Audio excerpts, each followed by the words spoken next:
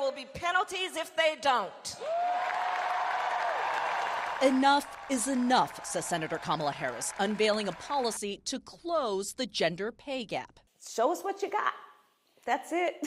That's the starting point, Harris explained to CNN. She'd require companies to get an equal pay certification. What I am proposing is we shift the burden.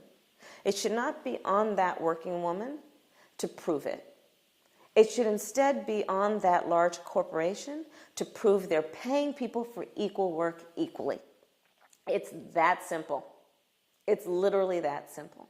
Companies would have to open their books, disclosing what they pay to employees, prove women and men are paid equally for equal work, and if disparities exist, show the gap is based on merit, performance, or seniority, not gender.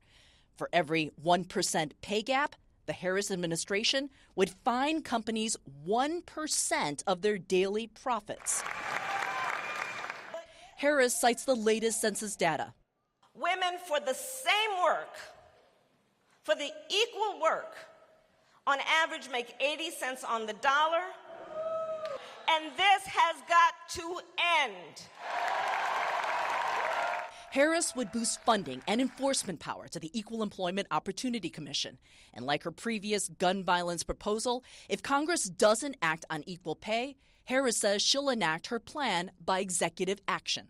Were this to come through in a Harris administration, you would hear from banks, from tech companies, Across the board. JP Morgan. Would you be prepared to take off your earrings and engage in this sort of fight? I mean, Yes, I've been in those fights before. I come at it with a spirit of believing that when large corporations are required to do this, that they will understand that it is something they actually should concern themselves with. Harris, who has targeted boosting teacher pay and a middle-class tax cut, was raised by a working single mother and wants to flip the script for working Americans. We were often there before she came home from school, before she came home from work.